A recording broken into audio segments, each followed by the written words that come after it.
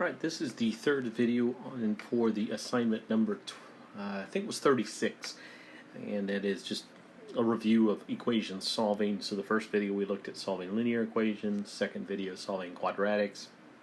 The third video here, this will be the last one, and just an example of three other types. So we're going to look at higher ordered using the U substitution or factoring. We'll look at solving a rational equation and also a radical equation.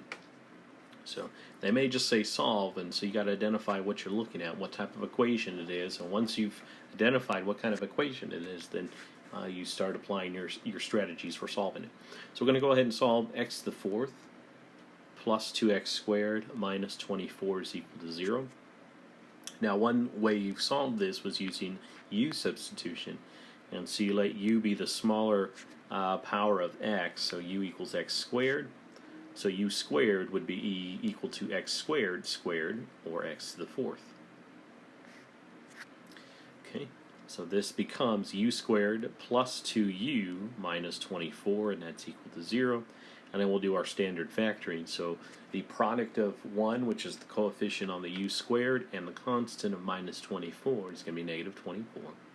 And then linear coefficient is 2. Factors of 24 are 1 and 24, 2 and 12, 3 and 8, 4 and 6, and we're looking for the pair that has a sum of 2 and a product of negative 24. What's going to do that is negative 4 and positive 6. So negative 4 times 6 is negative 24, and negative 4 plus 6 is positive 2. So U squared minus 4U plus 6U minus 24 is equal to 0. Group the first two terms, which have a U in common. Group the second two terms, and also bring down that plus sign. Whatever that sign is, you always bring it down. They have 6 in common. U minus 4 is equal to 0.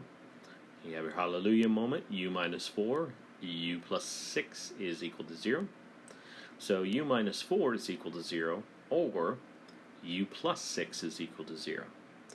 So U is equal to 4 by adding 4 to both sides, or U is equal to negative 6 if we subtract 6 from both sides.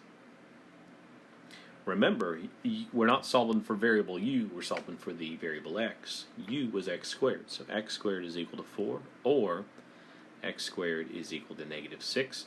And now we're ready to use the square root property to undo the square. So take the square root, don't forget your plus or minus. X is equal to plus and minus the square, plus and minus 2. Or take the square root, don't forget your plus or minus. X is equal to plus and minus I root 6. When we took the square root of the negative 6, the negative gives us the I, and we don't know what the square root of 6 is, so we're going to leave it as square root of 6. So your solutions are negative 2, positive 2, negative I root 6, and positive I root 6. This was a fourth degree polynomial, so you should expect to have 4 solutions. Another way you could solve this equation is by just regular factoring. Maybe you were more comfortable doing it that way. It's kind of up to you. It's a matter of preference. So you can solve this by regular factoring. So to make an x to the fourth, one way to do that is an x squared times an x squared. Oops, I have a u there. We don't want u. We're doing variable x. So that should be an x there, x squared. Okay, so you could do the regular factoring. Because the coefficient here is a 1, you can do the shortcut. You don't have to do the factor by grouping, and our factors are going to be x squared minus 4 and x squared plus 6. So then we'll use the zeroth product property to set each factor equal to 0. And then we'll solve for x squared in both cases. And now that's exactly the same as where we were when we did the square root property. And so it's going to result with the same answers there. Okay. All right, let's go ahead and look at solving a rational equation. So we're going to look at x over x plus 4 plus 8 over x plus 2 equals negative x plus 4 over x squared plus 6x plus 8. Okay.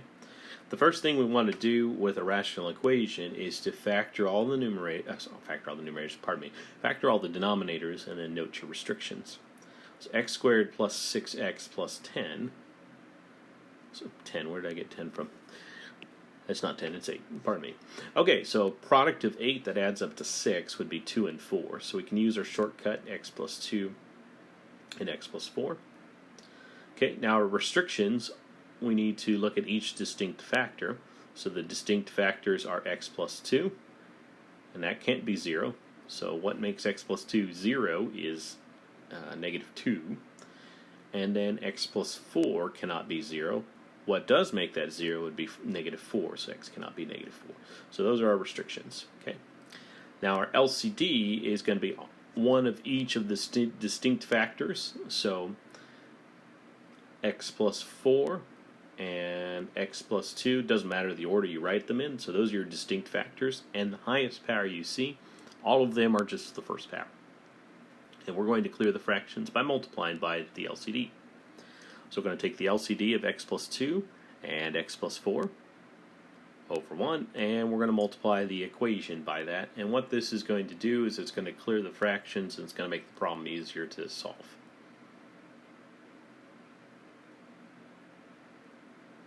I went ahead and also factored the denominator, which we already did off to the side right here. The x squared plus 6x plus 8 factored into x plus 2 and x plus 4.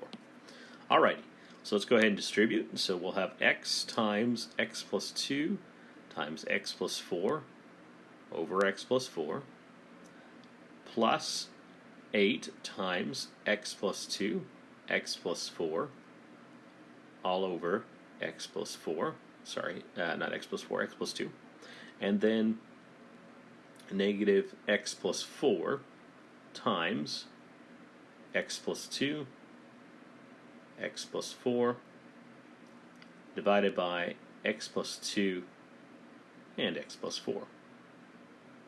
Let me fix my syntax error real quick. It should be finish that parentheses. Alright, now the whole point of this is to make the fractions go away, so we're going to go ahead and absorb the like factors. So the x plus 4 is absorbed, the x plus 2 is absorbed, and then the x plus 2 and the x plus 4 absorb on each one of those three fractions there.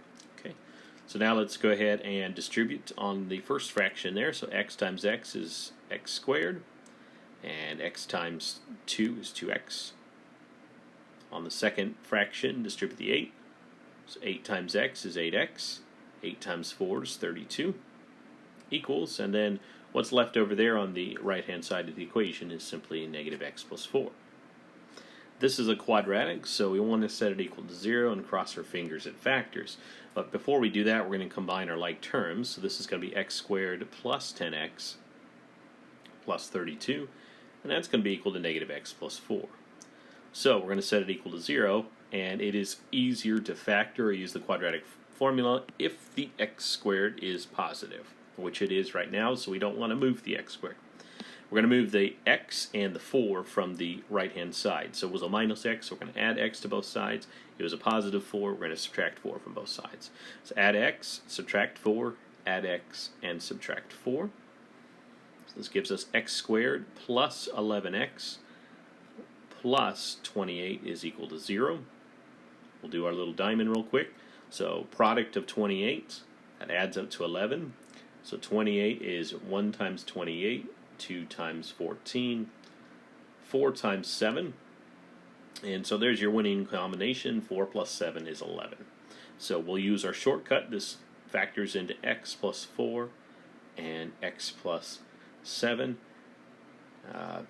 If you have Professor Richards probably calls it the Richards shortcut. So that's the Richards shortcut, and we can do that whenever the x squared is just an x squared. The coefficient there is a 1.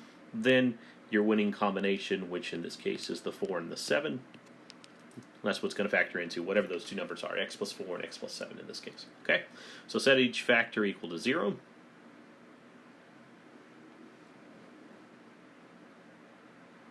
And whenever we're solving an equation with fractions, with variables in the denominator like this, you got x plus 4, you got x plus 2, x squared plus 6x plus 8. Those are all variables in the denominator.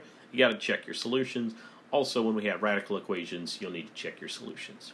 Alrighty, so the first one we'll solve, we'll get x is equal to negative 4, but when we run a comparison with our restriction, we said x cannot be negative 4, so that's an extraneous solution, so we don't accept that. The other solution is x equals negative 7, and when we compare that to our restrictions of negative 2 and negative 7, we're good. So we have one good solution, which is negative 7. Alright, radical equations should be very fresh, so I'm only going to do one example. You just did it this week, or maybe last week, but it should be fairly recent. So you can go back and look at the video on radical equations if you need some more examples. Alrighty, so we'll do one example of solving a radical equation.